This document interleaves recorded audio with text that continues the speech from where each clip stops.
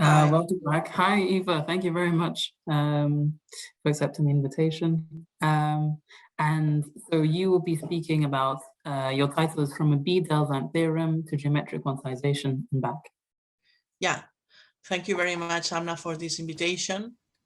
I'm sorry that I couldn't connect on Monday. I was indeed traveling, and yesterday I could just connect partially.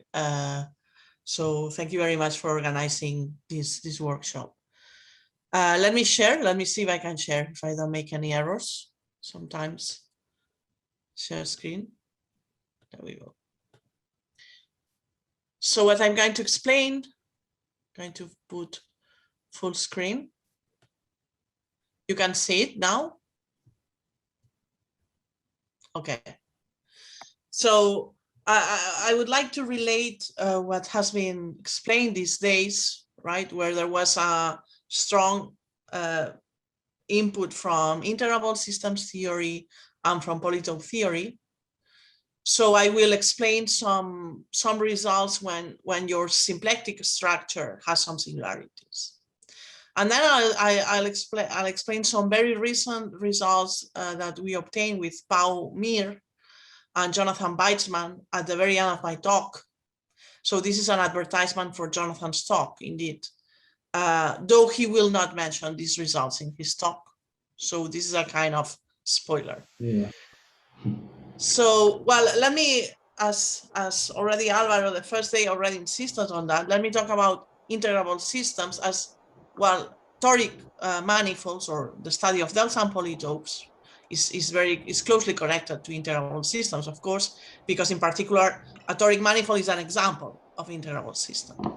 And then it's very interesting to try to go from integrable systems then to toric actions and to see what are the abstractions. Okay, we saw some of these abstractions in former talks, because if you have an integrable system and this integrable system has some singularities, if these singularities are not of the good type and are not in the good place, then it's not going to be possible to extend an action that you naturally have from Arnold-Liouville theorem in a neighborhood of what is called a Liouville torus to the whole manifold. So let me be very basic here. I want to start talking about, what is the definition of integrable system. So we have a symplectic manifold.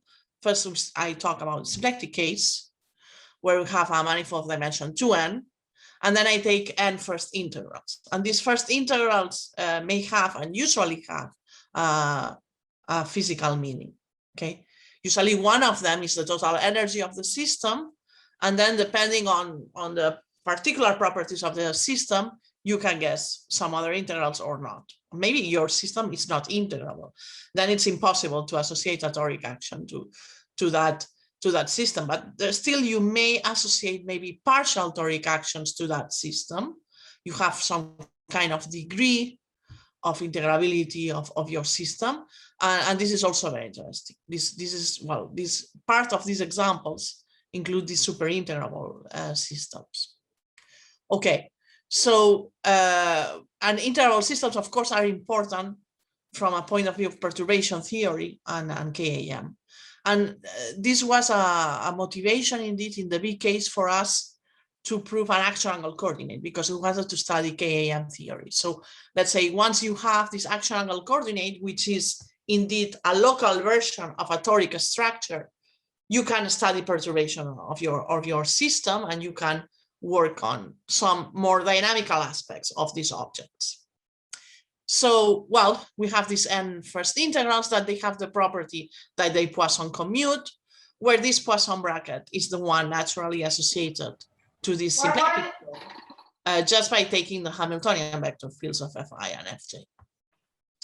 And then, well, you need to assume, in order for most of your theorems to hold, that you have some kind of functional independence on a dense set. And this functional independence, you measure it, saying that this is defined like a volume form. The dfn1 which dfn doesn't vanish on a dense set. But you need to assume this condition at least on a dense set. Then you can consider the set of first integrals, and people of integrable systems classically call this moment map. the question is, do they have the right to call this moment map? Is this a moment map in the sense we've been seeing? And the answer is yes, and I'll answer to this in a second. Let me give one example, one of these examples where you can see some of the symmetries of your systems in a physical way. Here I just take the coupling of two simple harmonic oscillators, where the total energy of your system is of this sort, and your phase space is the cotangent bundle of R2. Okay, so everything depends on 4 variables. And then the nice thing is that once you consider an energy level of your system, then what you have is a sphere, a 3-dimensional sphere. This connects a little bit to the talk of Bolsinov, because then you can try to use the symmetries of this object, okay, as he was explaining in these cotangent bundle models of the bending flows, etc. So here we can use the symmetry of this sphere to conclude that the angular momentum is also a constant of motion. So this is an example of integrable system, of course. And this integrable system, well, has singularities, right? And if we want to compare to the toric case, these singularities, no problem, as long as they are of the good type. This means non-degenerate, this means of elliptic type, and this means they can only lie in a certain way. Well, I mean, they are going to be, if you look at the image of the moment map, they have to be in the boundary of this image.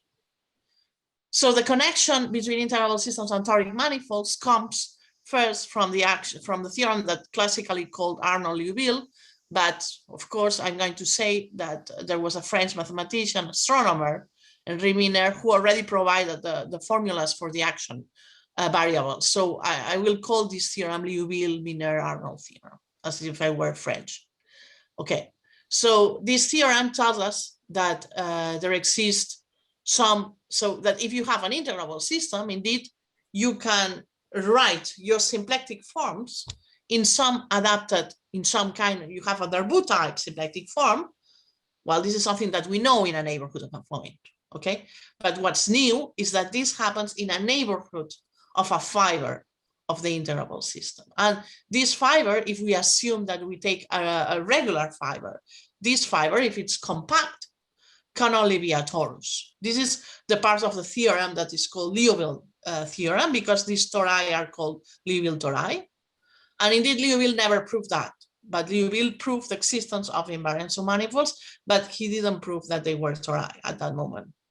Okay, but how do you prove that they are tori? You prove that they are tori in the same way that you prove that you have these action angle coordinates. And then, well, the nice thing about this result is that the level sets of the action coordinates coincide with the level sets of your initial integrable system. So you may need to change these first integrals if you want to connect these. But, well, these are going to be functions of these action coordinates. And then, of course, once you have such a theorem, first thing you observe is that naturally you have a rotation of the torus variables. Indeed, this neighborhood, you can think of them as a cotangent bundle of a torus. And indeed, if you take the standard translation of the torus, you are saying that your integrable system is equivalent to the cotangent lift of the action of the torus by translation to the cotangent bundle of Tn. And that's a nice way to look at this action angle coordinates theorem. You can think that the action angle coordinate theorem is equivalent to the action being a cotangent lift. And in particular, this gives you a way to produce examples as cotangent lifts. Okay, so the question is, can you extend these actions to the whole set? The problem of global existence is related to the monodromy and the Chern class of the fibration given by this tori, that you know this fibration is trivial in the neighborhood of a regular torus, but how does this extend globally? Indeed, you have in a neighborhood of this Liouville torus, you have indeed a toric. You can think that locally this is like a toric manifold. And the question of global existence of action angle coordinates is the question, does there exist a toric system extending this integrable system? That's the question. Indeed, the proof of Arnold-Liouville theorem, well, you can find a proof in the book of Arnold, of course. And a very clear proof is provided by Doistermat in his paper on action angle coordinates, which is a paper in pure and applied math, communications in pure and applied mathematics in '83. Okay, so here it's a picture of the local vibration that you have to think of your Liouville tori. Okay, then the fibers of your integrable systems are these tori, the regular ones. Of course, the secret always happens at the singularities. And then the symplectic form is just a Darboux symplectic form. And indeed, the way to prove this theorem, or the way that Doistermat proved this theorem, and the way that Doistermat proved indeed the Liouville theorem, is by using Hamiltonian actions that we have seen these days. So this definition, I put it for the record. All of you know this, okay? So we have a moment map, okay? And I use the standard notation as everyone else here, but saying that, well, you can use this up or down. You have an X component, and you require that this X component indeed is the Hamiltonian function of the fundamental vector field associated to this element of the Lie algebra. So you have this mapping on the that goes to the dual of the Lie algebra, okay? And you need you have this condition. You can put, well, the difference is sometimes you put a plus or a minus, but it's the same. And this mapping is called the moment map. Okay, this we know. And now we can use Hamiltonian actions to prove indeed this Arnold-Liouville theorem, which is quite a funny proof. And this proof, as I said, I learned it from Doistermat. Okay, indeed, Doistermat proved that this Liouville tori, it's a torus, precisely by proving that there exists an action of a torus, an action, and then you end up. So what he does is the following. You recover the existence of a toric action, but first you take the joint flow, okay? So you take, this was already explained a little bit yesterday by Robert in his talk. You take the joint flow. This means that you have your integrable system, you take the Hamiltonian vector fields, okay? And then you take the joint flow of these Hamiltonian vector fields, which means you move your point on the manifold just by the flow of the first Hamiltonian, this mapping here would be the flow of the first Hamiltonian vector field, and then you compose with all the flows. And it doesn't matter which order you follow, because these flows precisely, they commute because of the integrability condition. And this defines, this is a good defined action of Rn. Then the question is, when does this give you an action of a torus? Okay. Then what you need to do is to uniformize what is the I mean, each you look at this torus, okay, and then it's a matter of looking at the isotropy of this action, okay, and there is a way to uniformize these isotropy groups, okay, by just looking at the uniformization of the periods, as Doistermat calls it. So I'm not going very deep in the proof, but just to give some hints that this is a strong connection between toric actions and integrable systems. Okay, and then the magic thing happens when you can identify indeed the fiber of the regular fiber of your integrable system with the orbit of this action. Okay, and this is how you see that your orbit is a torus. Indeed, it's a very nice proof. And in particular, once you have you have an action of a torus, then you want to prove that you do the following. First, you prove that this action is symplectic, okay? And for this is a trick that we have used in several times, and Roberto already explained yesterday. Also for the folded case, is that if you have a vector field which is complete of period 1, and you have a symplectic form satisfying this condition, then it satisfies if the second Lie derivative, so if you compose twice the Lie derivative of this vector field with omega is 0, then this means that the first Lie derivative is 0. Okay, so this means that the action is symplectic. And then you see that it's Hamiltonian just by calling a result of Adam-Weinstein that tells you that in a neighborhood of this torus, this symplectic form is exact, okay, then this shows in particular that this action is Hamiltonian. So how do you construct, or how did Duistermaat construct the action angle coordinates? Duistermaat had a very clever approach. He just took some Darboux coordinates in a neighborhood, okay, and then you use this Hamiltonian action, and this Hamiltonian action allows you to drag along the way. And well, you choose the first one you choose them in a clever way.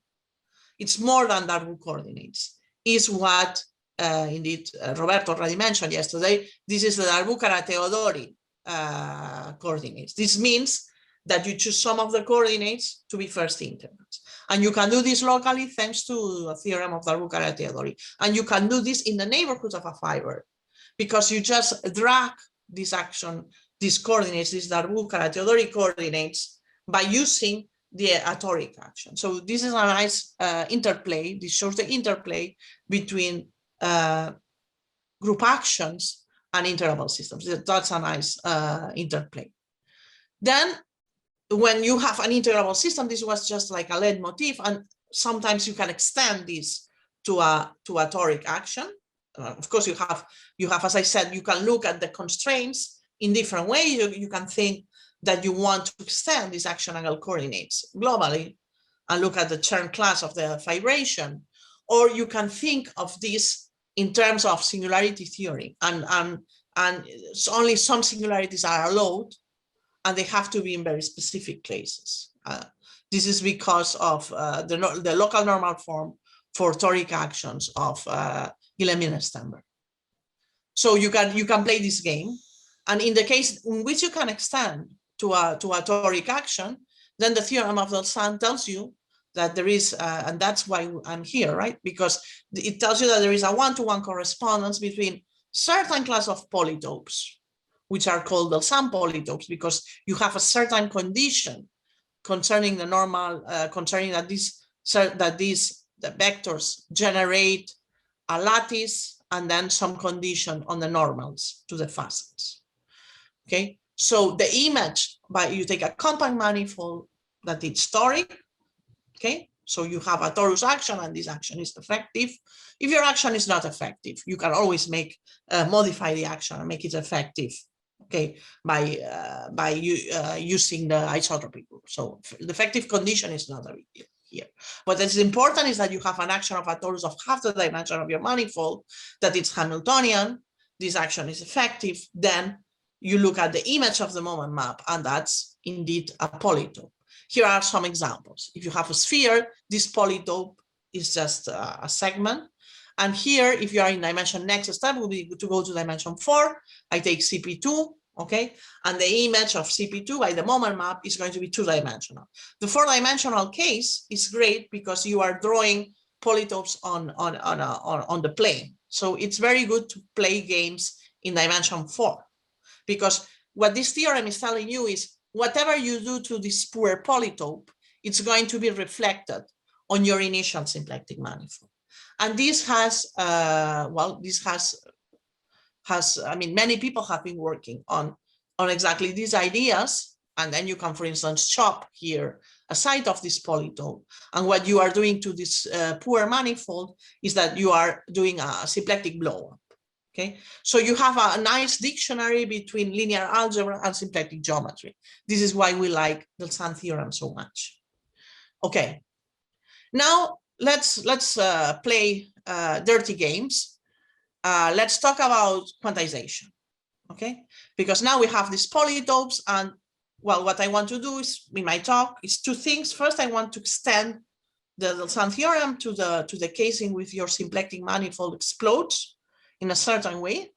And the second thing I want to do is to give an interpretation of this polytope from the point of view of physics, from the point of view of quantization.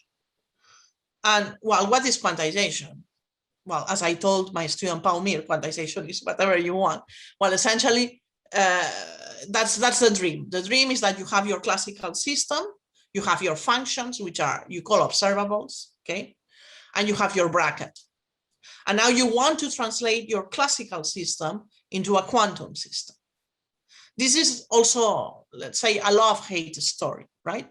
Because this is the mathematician. This could be any of us in front of a blackboard, writing formulas, okay? And then, well, what happens is that we try to translate all this mathematical language into something that relates to physics, but the truth is this picture here. Well, that when we die, and maybe we go to heaven, maybe we don't. If we go to heaven, then well, that's the truth, that we go to heaven, and here we have to declare that we still don't understand quantum theory. And that's the problem. But an attempt to understand quantum theory, sometimes we do understand quantum theory. And I'll try to explain that in the toric case, we understand a little bit quantum theory. That's the message I want to send today. So what is a quantum system? It's a long story, but you can think that now you work on Hilbert spaces, and instead of functions, you have operators, and you have a way to associate to a function and operator, and of course to the bracket, you can associate a commutator. Okay, and that in many symplectic cases is clear. The story in the Poisson case is very complicated. Okay, because I mean, there are many ways to quantize. Okay, but for instance, if you want to quantize geometric quantization, what I will explain now, then it's not clear how to do it in the Poisson case. So let me talk about geometric quantization, which is one of the many approaches to quantization. Well, assume that you have a symplectic manifold, and this form, it's a two form which is closed. So I have the right to look at its cohomology class in H2, which I do. I look at its cohomology class, and I need to assume that it's integral. This condition here is necessary for the following fact, that I need to assume that there exists a complex line bundle with a connection such that its curvature equals the symplectic form up to I or not I, depending on your conventions. And this is called the prequantum line bundle. The first problem is existence of prequantum line bundle, and a long time ago already Costan, or maybe before Costan, Costan proved, I mean, at least you can find in Costan notes, proof of this fact, that you can construct this line bundle if you assume that the class is integral. Okay, so then now I'm going to assume that you fix a prequantum line bundle. Okay, you fix this prequantum line bundle and you take a connection with these conditions. Then what we call a real polarization, it's a Lagrangian foliation. And the connection, the big connection to what I have already explained is that, of course, that integrable systems are a very nice natural example of real polarizations, of Lagrangian foliations, and therefore of real polarizations. Because the polarization could be not real, could be complex and so on, but let's consider a real polarization, which is just a Lagrangian foliation. So, okay, now here you want to construct your quantum, you want to construct a representation in some Hilbert space. What do you take as Hilbert space? That's a good question. Well, a first attempt is, let's take flat sections, okay? So if you try to take flat sections, you look at this equation, flat sections, and this equation, if you take flat sections in some particular direction, and this direction is given by the real polarization. So you solve the differential equation, okay, that you have a section and you impose that this section is flat with respect to vector fields that are tangent to the polarization. I'm going to give an example in this same slide below. Your eyes are already scrolling down to the example to see what this means. Let me explain. But well, the problem of considering as representation of space the set of flat sections, which this is a good approach, for instance, if you consider a cotangent bundle, if you are working with a classical system on a cotangent bundle, that's a convenient way to do it. And that's the way maybe Seagal was the first who did this. And then you consider the set of flat sections, okay? But the problem is that if your manifold is compact, maybe this set doesn't exist, because maybe there are no global flat sections, okay? Let me put an example. Well, here, let me put the following example. I'm going to take a cotangent map. I'm going to take S1 times R. I take this symplectic form, and I take as polarization, this is two-dimensional, this is the simplest possible example. You take as polarization partial of theta, and then, this has integral class, okay? And you take, indeed, as prequantum line bundle, you take a trivial bundle, so you just make a product with C, okay? And then you take as connection one form, we can work with the language of connection one forms, this adapted connection one form, which looks suspiciously very close to the Liouville one form. And this is not a coincidence. There is a theory behind this, but I'm not going to explain. Okay. Then the equation of flat sections, okay, when you try to translate the nabla into this connection one form, is just take the standard derivative and perturb it using this connection one form. Okay, so the equation of flat sections is this equal to 0. Okay, and then in this case where you have that this part here is just the partial derivative of theta. The thing is that, well, this case is not compact, but still the direction of theta is compact. And then what it happens is that what you want is that if you take a section and you spin around this section, you go back to the same place. Otherwise, the section is not well defined. This only happens if this guy here, okay, if this guy here closes up. Therefore, this only happens if T is a multiple, is an integral multiple of 2 pi. Okay, so we have that the sections, the solution to the sections equation is this, to this the differential equation is the solution. Okay, and then in order for this to be well defined along this circle, you need to take just integer values, okay, multiply by 2 pi. Okay, so and that's what motivates the definition of Bohr-Sommerfeld leaf. Okay, Bohr-Sommerfeld leaf is a leaf of a polarization admitting this global flat section. So maybe these flat sections do not exist globally, but you have a discrete set of sections, a discrete set of submanifolds where these submanifolds are the leaves of this polarization, okay, where this flat section is globally defined. And this game of considering flat sections which are not globally defined, it's, well, if you have been exposed at least to 1 year of algebraic geometry, what you need, I mean, you cannot do anything else but shift cohomology. There is an approach to this guy using shift cohomology, but today I will just go over it, okay? And there is a way to look at these quantizations through the eyes of shift cohomology, because these sections are not globally defined, okay? So you have no escape, you have to use shift cohomology. But if you don't want to use shift cohomology, maybe a more naive approach, which is sufficient for today, is that there is this result of Guilhem and Stenberg that identifies the Bohr-Sommerfeld leaves as we did in this example, okay? In this example, it's clear that Bohr-Sommerfeld leaves are given by integral values of T, okay, multiplied by 2 pi. And Guilhem and Stenberg proved that this is the case in general. So if you have a polarization which is regular foliation with compact leaves over a simply connected base, then the Bohr-Sommerfeld leaf set is given by the set which has integral values, where F1 and Fn are global action coordinates on this simply connected. So the fact that you have a simply connected base allows you to extend first to have a set of global action coordinates, that's important, and then you identify the Bohr-Sommerfeld leaves as the integral values. Their proof is very nice. It's in their paper, Gelfand-Sedlin, quantization of Flack.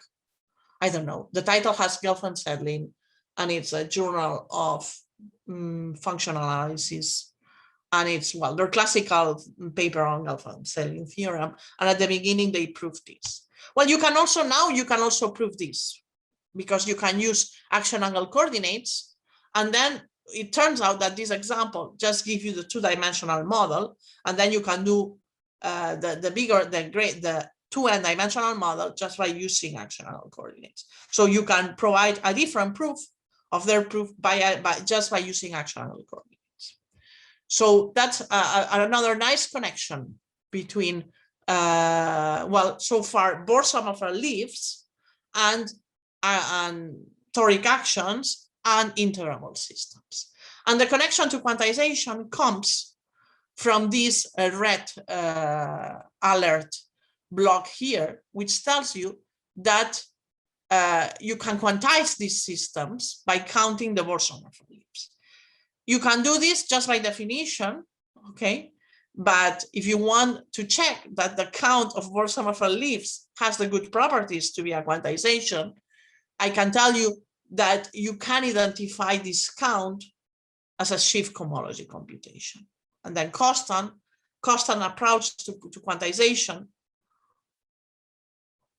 was to define indeed the quantization, okay, as the shift cohomology, it's the cohomology over this shift. And then what happens is that if you look at the, okay, you have a complex, okay, and then this complex, all the terms vanish except half of the dimension of the manifold. So this quantization leaves on Hn is supported over the leaves of the polarization indeed. And indeed, if you look at the proof, well, this is a theorem by Sniatyski, indeed, that proves that if you define your quantization as shift cohomology, then what you do is to count Bohr-Sommerfeld. Okay, so for integrable systems, that's the conclusion. Bohr-Sommerfeld leaves are just integral U-bil tori. And for your toric manifold, you have your Delzant polytope, and you can imagine that you have these fibers of torus over your Delzant polytope, and you are taking the integral ones. And this is quantization. So that's another nice application. Now what I'm going to try to do is to translate all these into singularities. I still have 25 minutes, and you may think, oh, poor Eva, she's in slide 12. I will do it. I will reach the end.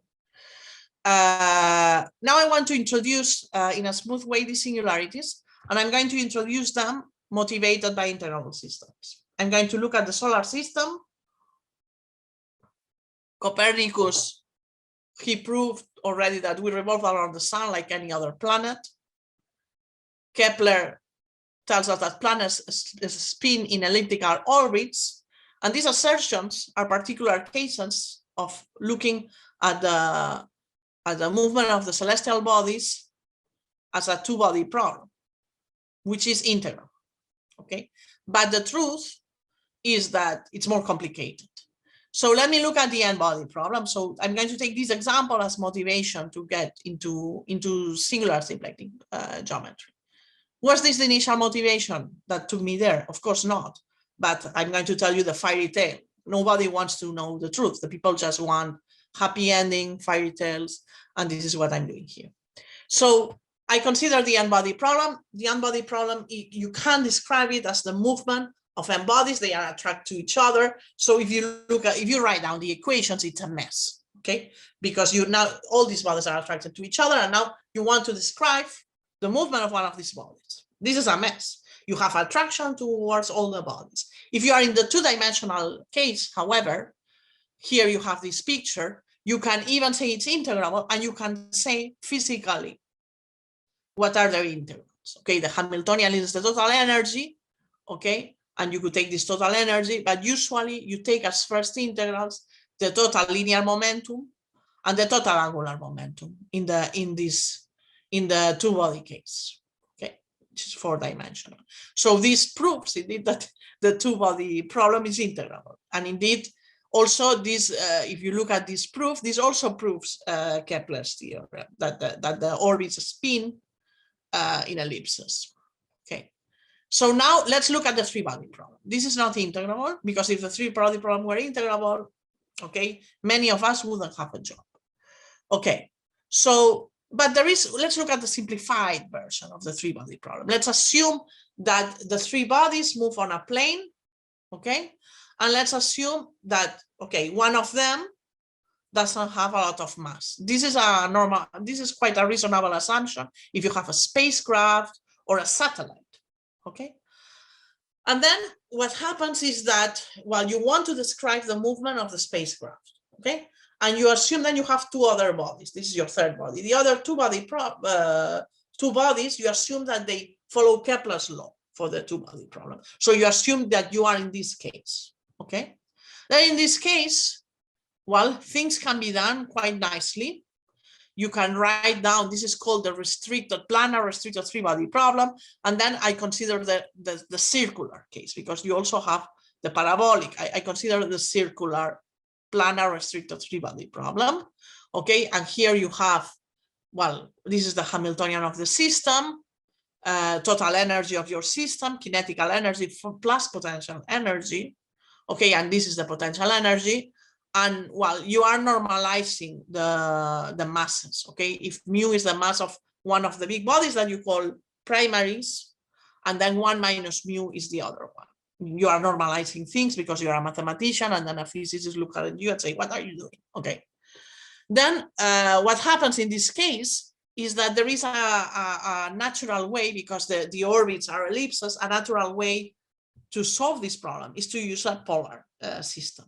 Okay, so once you do this change to polar coordinates, so you start, of course, with a symplectic form on the cotangent bundle, so you have a Darboux form, and then you consider the canonical change, and this canonical change you are just changing to polar coordinates because it makes sense, because you are assuming that these two bodies move following Kepler's law.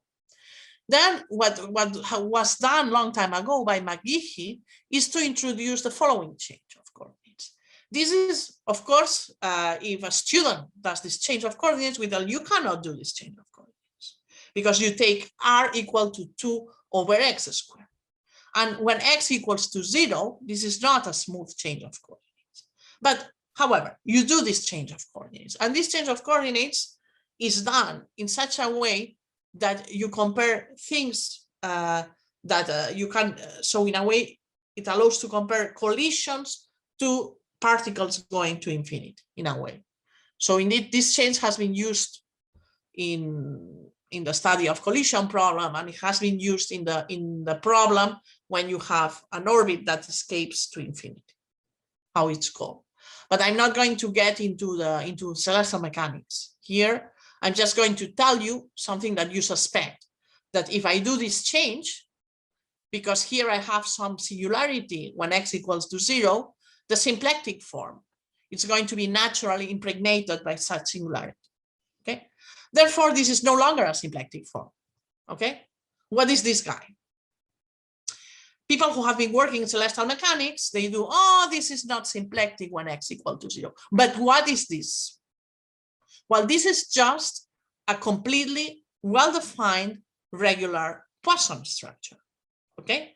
And a symplectic form is not smooth, but we can make it smooth. And that's, let's say, the departing point of looking at this B-symplectic structure, where this B, okay, this would be a singularity of order 3. So this is what we would call a B3 symplectic structure. You may think that we call these structures B because we are in Barcelona. But we call this B because these structures are used to describe, were used already before we used them.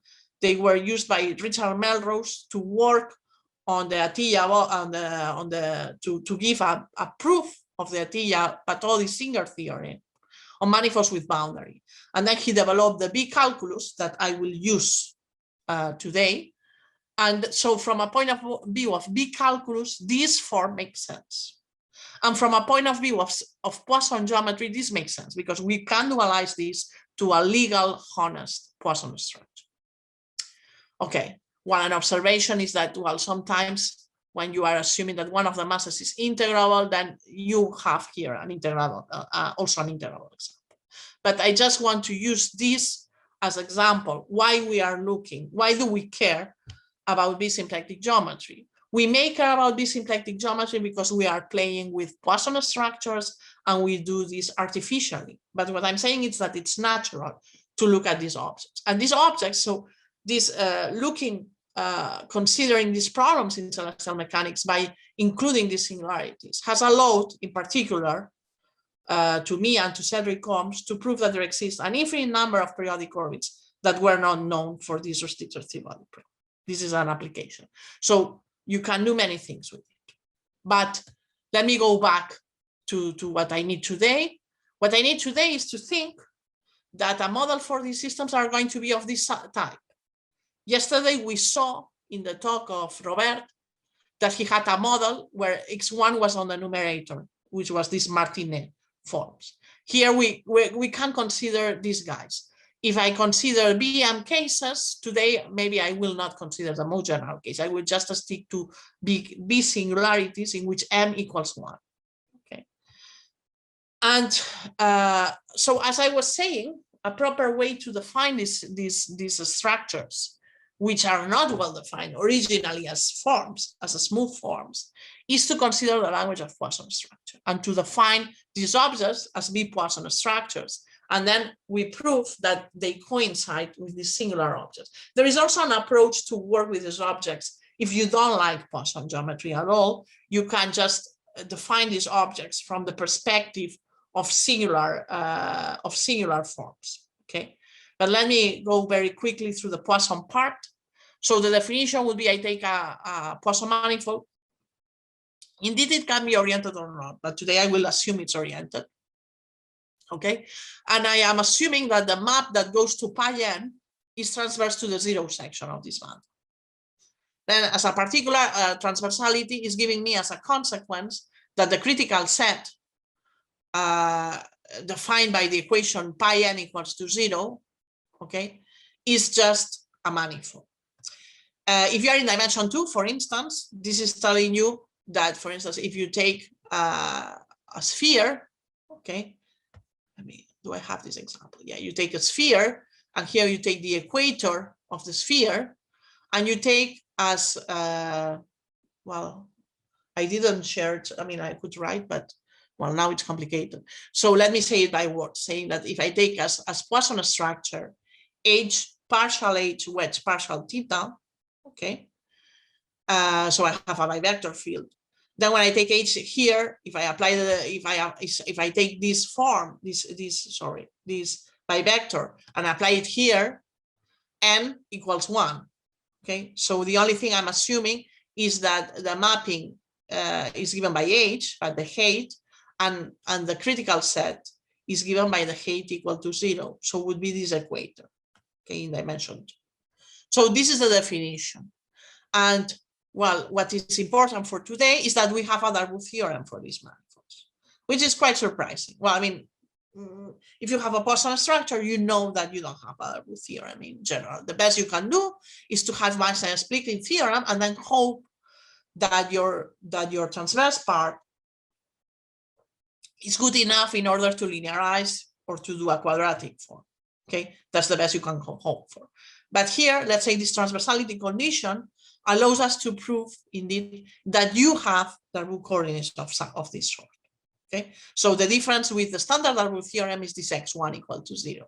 So you have a difference in rank when you are along the critical set, which is x1 equal to 0.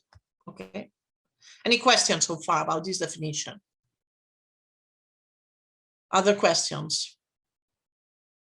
I mean, feel free to ask questions. I'm very bad at following the chat, but feel free to unmute yourself and ask questions. Okay, so I will go on. So examples of this manifold in dimension 2, they were indeed studied from the Poisson perspective by Olga Radko. Indeed, this was the thesis of Olga Radko. And Olga Radko completely classified the Poisson surfaces having this property, which she called stable Poisson. Okay, unfortunately, she died last year. She passed away last year. So when I say a Radko surface, I mean that I have a surface with a bunch of curves. okay, and that this along and that the Poisson bivector is going to vanish along these curves in a transversal way. So this means that I'm not going to have funny things like x squared plus y squared, but I'm going to have like x, okay? So I just like, that's what I'm going to have from transversality theory. I cannot have more. So if you want to go, for example, in higher dimensions, you cannot take a product of the two of these guys because this is not a category. You are going to be out of the category if you take a product of two of Radke surfaces. But you can take a product of a Radke surface with any symplectic manifold, and that's an example. You can also look at these guys from a point of view of foliation theory, and you take a codimension one, you take a manifold, you take a symplectic foliation which is regular, okay, of codimension one. This is the same as to take a regular Poisson structure, okay, and then you assume, and that's a strong assumption for a foliation, that this foliation admits a transverse vector field. When you are assuming that you have this transverse vector field, automatically this is equivalent to the vanishing of several foliated cohomology classes, in particular the Goldby-Bay class. But okay, let's assume that I have such a foliation. So I take a co-rank 1 Poisson manifold, or I take a symplectic foliation of codimension 1. So I'm on a manifold, on an odd dimensional manifold. I assume I have this codimension symplectic foliation with a transverse vector field, and I assume that I take a function that vanishes linearly. Then automatically on the product of this manifold, of this Poisson manifold of odd dimension times 1, I can automatically put this form as a Poisson structure. Indeed, and this is the model, indeed, this is the standard model of a B-Poisson structure, that the critical set is always going to have an induced foliation of codimension 1, an induced symplectic foliation of codimension 1 with the property that it has this transverse vector field, which also has a very concrete meaning from a point of view of Poisson geometry, which is what we call the modular vector field. But I'm not going to go into this.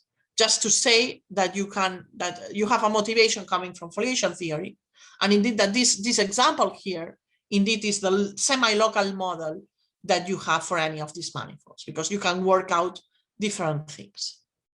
And you can think of these manifolds from the perspective of Poisson geometry. That's what you need to remember. You need to remember that the critical hypersurface has an induced regular Poisson structure of co-rank 1. You need to remember that there exists a Poisson vector field transverse to the symplectic foliation, which is the modular vector field. And then something we proved with Victor Guillemena and Arita Pires long time ago is that if this critical set is a mapping torus, we proved that if the leaves are compact, okay, the manifold is compact, the critical set is compact. If your ambient manifold is compact, by definition, the critical set is going to be compact. But now, if you assume that one of the leaves is compact, then we prove that all the leaves are compact and diffeomorphic. And indeed, we prove that Z is the mapping torus. So we completely understand all the geometry of these guys, essentially. And we have a dual way to look at these guys, which simplifies a lot our work, which is that you can work with forms. And this simplifies a lot the way to make proofs, indeed. Because now I could just go to the statements, but the way you prove, for instance, some theorem is very convenient to have a form, okay, and to be able to deform this symplectic form or this form over. So what you do is that you change your glasses and you work with a form over a different algebra. So essentially, you say, okay, the example that I had from the Resiger's Threebody problem, this guy here is not smooth. But what I'm going to do is that I'm going to declare this part here as a new differential, okay? And can you do this? Well, in algebraic geometry, you can do this because you have a way to associate a Lie algebroid to such a structure. How do you do this? I'm going to do this a bit quickly. I mean, it takes a couple of days to think about this, but the idea is very simple. The idea is that you consider the set of all vector fields, okay? And while I know that the set of all vector fields are a manifold, I can look at these as sections of the tangent manifold. And now I do a mental exercise. Now I say, okay, now I take an hypersurface. And this hypersurface for us is going to be the critical hypersurface for the B structure. Okay. And now, for this hypersurface, now I take the vector fields that are tangent to the hypersurface along points on the hypersurface. These are not all this is not the same set as taking the set of all vector fields, because I take vector fields that are tangent to Z along points on Z. And of course, I could have vector fields that are transverse. Then I wonder, do I have a vector bundle such that the section of these vector bundles is given by this? The good news is that algebraic geometry is doing something for you. Indeed, a theorem of Serre is telling you, and its adaptation to the smooth case by Swan is telling you that you have such a bundle. Okay, if you are a very clever guy, you don't use the theorem of Serre. You do it with your hands. You construct your cocycles and so on. But okay, you can do it quicker. You just take the gun of Serre and Swan, and you can just shoot at these guys, and Serre and Swan construct for you a bundle, construct for you a vector bundle whose sections are given by this. Once you have this bundle, this is the same as going and buy a carpet in the supermarket. Okay, you go and you buy a carpet. You say, why do you want to buy a carpet? Well, because sometimes you don't have time to clean. So essentially, this tangent bundle, this B tangent bundle, which is this new vector bundle that we call B tangent bundle because of boundaries, it allows us indeed to hide the singularity below in this bundle. The singularity is hiding in the bundle. This is the same as putting things below the carpet. Okay, don't judge me. But if you want to clean very quickly, you just put things on the carpet. Here, if you want to look at these forms in a comfortable way, you put the singularities on the bundle. And that's an idea that indeed it didn't occur us at the beginning. Of course, again, I'm explaining things like a fairy tale. It took us quite a lot of time to realize that we could do this, and that this was the same objects as the objects Melrose had been working with. Once you have this bundle, you can play the typical tricks. You can dualize, and you have the B cotangent bundle. You have a differential. Once you have a differential, you have a cohomology. And one interesting thing is that then you can just define a B-symplectic form as a symplectic form over this new bundle. So it's a closed non-degenerate B form of degree 2. That's the definition of B-symplectic form. Then it's easy to check that this B-symplectic form is dual to B Poisson structure. So whatever you prove is going to be the same for these two lines. Why do we prefer forms? Because then we can deform forms using path method. Also, we like forms because they allow us classify. How much time? I have 6 minutes, or how much time do I have, Amna? Yeah, well, actually, technically, you should have only 4 minutes left, but you can carry on for 6. 4 minutes left. Okay. But I see you have some slides left, so you can carry on for 6. Okay. Okay. Well, no, I mean, I can manage things pretty well to finish in. Well, maybe I need 7 minutes, if that's okay. Okay. So, okay, what is important is that there is a way to look at this. An advantage to consider these forms is that they give a lot of information for classification purposes, in the same way that the class of the symplectic structure gives you a full force classification of surfaces. Here you have a similar result for these B forms, and this is essential to prove the Delzant theorem. Another key point is that you can read the cohomology of these forms from the standard cohomology. And also you use such a result to prove a Delzant theorem. So once you know this, one thing you can do is to look at toric manifolds as you start with the case of integrable systems. And then, well, there is what is the good definition of integrable system here? The good definition of integrable system needs to be a bit more generous than the standard definition. I need to consider functions, and some of these functions are not going to be smooth, but they are going to be smooth when I consider the previous bundle. This means that I need to consider as eligible function the log function. And this makes sense in this bundle, because if I look at forms of degree 0, precisely I have log functions, okay? So in order to have, and the log function has an advantage, is that it's Hamiltonian, it's exactly this modular vector field. So I can define what a B-integrable system is, and I can prove an action angle coordinates. This gives me a hope, okay? Because I can prove this action angle coordinates, and the proof works also using actions of toric actions and using this Matteo-Melrose theorem. So the proof is not, I mean, I have an invariant here. If I compare this to the standard action angle coordinates, I have an invariant here with this a constant, which is in the weight of the modular vector field.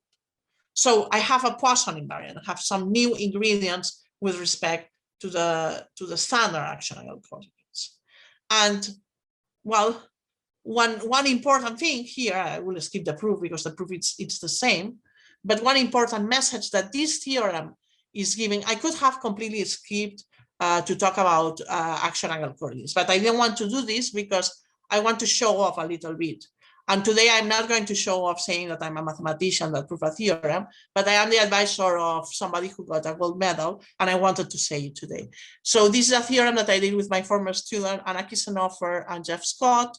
And Anna Kissenhofer is gold medalist in Tokyo for cyclists. So I really wanted to bring her name here. But okay, that was a good excuse, okay? Now the level is very high for the new students of that I have, because either they have to, you know, what else can you get after the gold medal? Maybe the Fields medal. Okay, so well, what I want to say is that this is giving us an idea that you may have a similar Delzant theorem as we had before. Why? Because this is like the semi-local system. This is like the semi-local model that you're going to have in the neighborhood of any of these Liouville tori that you also have on a Delzant polytope.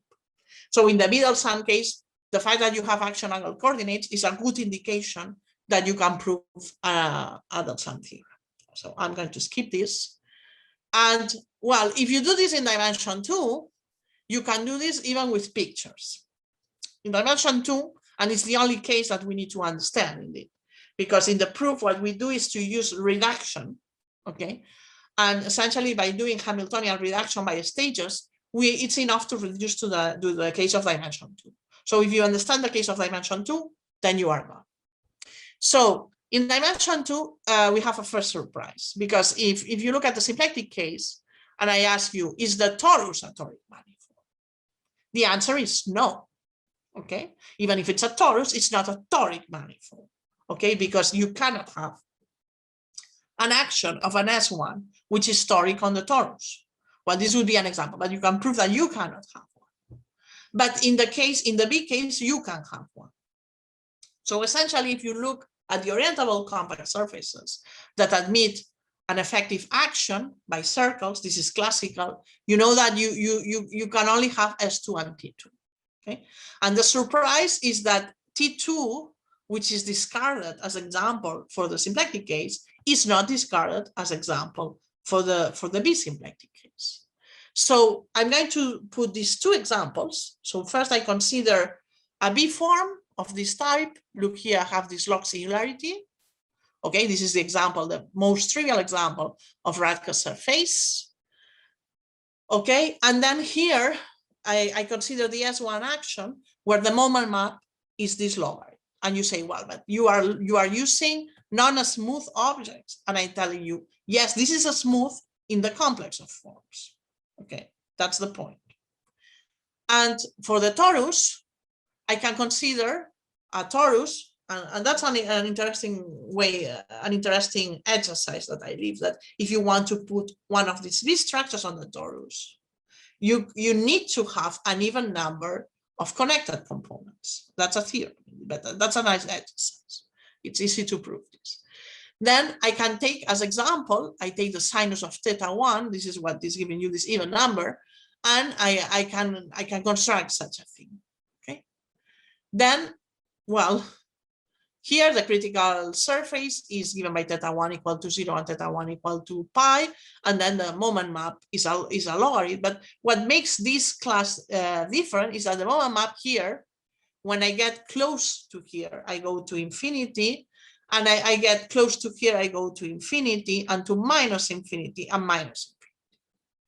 And the first thing we need to do, and that's something that is quite sophisticated, but I'm going to do it with my hands, is that, well, if we want to have some kind of Delzant theorem, the image has to be compact. So we should compactify these guys. How do we do it? Identifying the infinities. And we do the same for the former example. We identify the infinities. So once we identify the infinities, we are compactifying the image of this moment map for these two-dimensional examples. And here is the technical part, that's a technical slide. How you do it? Well, you have a way to define charts and do the identifications properly. There is a way. So essentially, if you are on the two-dimensional case, what you can have, you can only have a sphere or a torus, but the sphere can have no matter how many connected components of the critical set, and the torus has to have an even number, okay? And then what happens is that the image of the moment map, you do these identifications, this M1, this is identifying two things that go to infinity. And by doing this identification, you may have, and that's the surprise, an image that is a circle. Here, in the case of the torus, the image is not simply connected. So essentially, you have two classes of toric manifolds. The ones that have an image that is simply connected, and the ones that don't have an image, which is simply and that's that cannot have this circle valued moment maps. So indeed, you can think as these guys, indeed, as examples of what Echar is going to explain tomorrow in his talk. You can look at this as a group valued momentum map if you want to be super sophisticated. But we are not that sophisticated, so we can do this by hand. So essentially what we do is to compactify the image. And once we completely understand how the correspondence between the critical set goes, right? The critical point goes to critical, the critical connected component goes to critical point, blah, blah, blah. We have a complete understanding of all the two-dimensional case. Once we have this, okay, which is essentially that indeed what can happen, what can vary is these modular periods of the critical curves. This is an invariant, which is just a modular weight I was mentioning, that this invariant we also have in the actional coordinates. And then we have the invariant that here is called regularized Liouville volume, that it's nothing but the cohomology class in B cohomology of this guy, okay, which is this kind of invariants that I said were important. So we completely understand the two-dimensional case. What happens about the higher dimensional case?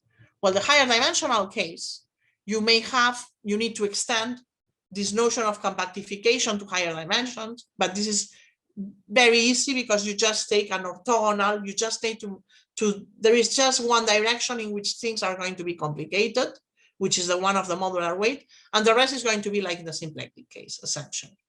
So we could prove that you have this moment map, and you have two kinds of moment maps, the one that has circle valued moment maps, and the one that is simply connected. And how do you prove that you have a Delzant theorem? Well, you can do two ways. You can apply symplectic cutting, or you can do reduction by stages. I think we have in the paper, at least in the first version of the paper, we have the two ways to approach this problem. Reduction by stages is very convenient here because essentially you have a Hamiltonian, you can use the standard Hamiltonian reduction to reduce to the toric B surfaces. So what I'm saying now is that I have proved the Delzant theorem just by saying this, because we have this extension theorem, this extension model here. So the theorem that we have, and let me show you this version, is that we have a one-to-one correspondence between B-toric manifolds and B-Delzant polytopes, okay? Where we have these kind of identifications that go to infinity that are here, the red points. The red points are the image of the critical set, and they are at infinity, but we are compactifying things. And essentially, toric B manifolds are of two types. And these two types have to be understood in terms if the image is simply connected or not. Let's say, if you are in the, so you may have the model of the B torus that I was explaining as an example. Indeed, all the models are equivalent to that model, times a standard toric symplectic manifold, okay? And then we may have the other case, okay? This first case is the case in which the image is not simply connected. And the second case in which the image is simply connected, we may have the case of the B-sphere with a product with a toric symplectic manifold, and we may have also symplectic cuts. And I'm going to say very quickly, and this is a spoiler, what is the happy end of this talk. Happy end of this talk occurs now, where I say that what Jonathan is going to explain tomorrow, which is formal geometric quantization. This is why I asked for my talk to be put after the talk of Jonathan, but it's not so important. Formal geometric quantization of toric B manifolds whose moment map image is simply connected is just given by the total count of Bohr-Sommerfeld leaves with sign. And with sign, I'm going to leave also this picture of how do the Bohr-Sommerfeld leaves look in the B-symplectic case. You may have an infinity, but you can cancel close to the critical set the infinities. And that's what I mean by total count of Bohr-Sommerfeld leaves with sign. And this is a very recent result that we are still writing down with Pau Mir and Jonathan Weizmann. So it's 2021, but it's still not on archive. And that's all I wanted to explain. Sorry that I went over time. That's fine. You're getting some claps. Thank you very much. Sorry. Thank you very much, Eva. Does anyone have any questions? I'm going to stop sharing, maybe. Stephanie wants to. Stephanie is raising her hand. Yeah. Hello. So I would like to ask, because maybe I didn't catch this part. So what are the B-Delzant polytopes? You are saying that for one family, you are taking a Delzant polytope and you do the symplectic cuts, the chopping of the edges. And for the other family, what are you doing? No. So what I'm saying, well, the two-dimensional case is clear. Is the image of these spheres. And in higher dimensions, I may think out the following. So away from Z, the manifold is symplectic. So I may consider a symplectic cut in a neighborhood of Z, and then consider away from Z, this is a symplectic manifold. The only thing that varies is close to Z. And then, so the only thing I need to understand is what happens close to Z. And what happens close to Z is that, well, I'm sorry, because I have stopped sharing, but what happens close to Z is that I have a kind of normal form theorem that it's telling me, okay, that what I have is a Delzant, the image of the moment map in this neighborhood is the Delzant polytope times an interval, okay? Oh, okay. And then to globalize, you need to play with the convexity theorem for symplectic case to see what is the image of the moment map. So you may have this cylinder, but you may have also symplectic cuts at the end. This is the case in which it's simply connected. The case in which the image is not simply connected, then you can only have the product because of the proof. In the proof, it's easy to see that you have the product of the two sphere with the symplectic case. With in the symplectic case, so you take a Delzant polytope, you may also have these cuts. Then what we were interested in this with Pau because we wanted to understand what is the meaning of the Bohr-Sommerfeld leaves and what it turns out. I mean, we wanted to understand because so for B symplectic manifolds, we had proved, and this is something that I have skipped, with a theorem with Victor and Jonathan a long time ago, which is the formal, what is called formal geometric quantization, that it makes sense when you have group actions. And then essentially you are applying that quantization commutes with reduction to say that your quantization is a module, a virtual T module, and this module is associated to the weights of the representation. Okay, that's something that you would have liked because it's very connected to what you are doing, but I skipped it. So tomorrow Jonathan will explain that. That's what it's called formal geometric quantization, and we were able to prove that it's finite in the B-simplicity case. This is a result of 2018. But I was still wondering what is the connection between this formal geometric quantization and the geometric quantization I was describing today in terms of the counting the Boltzmann leaves. So while we prove that it's the same in the toric case, we can prove that it's the same. We can prove that for toric manifolds whose image is simply connected, it doesn't depend on the connection. So it just depends because it just depends on the moment map that you choose, and then you can relate this moment map to the connection. We're still writing this down, but what is beautiful is that you see the proof straight away. You write down this direct sum, and you realize that this direct sum is just counting the Boltzmann points with sign, because there is an issue I didn't explain, that to make things clear, this formal geometric quantization, we need to change sign when we cross the critical set. This makes sense because we are also changing the sign of the symplectic form on both sides of this sphere, for instance. So let's say to think about the Delzant polytope for the B case, the key point is to understand the two-dimensional case and then go by blocks, by stages. Then in the neighborhood, you have that it's a cylinder, and then you need to connect what's outside this neighborhood, the neighborhood, but because of the convexity theorem, it has to go on. You cannot have different cylinders, so it's a whole cylinder, and at the end, you may chop off the facets, so you may have a symplectic. Yeah, that's essentially the proof. Indeed, I don't know, because the first version of this paper had the two proofs. That's what happens sometimes, that there is this obsession, reduce the number of papers, and then the published version is not so interesting as the first version. So we have a paper, this is a result of 2015 that we did with Jeff Scott and Arita Pires and Victor Guinamin, and this is published in the IMRN.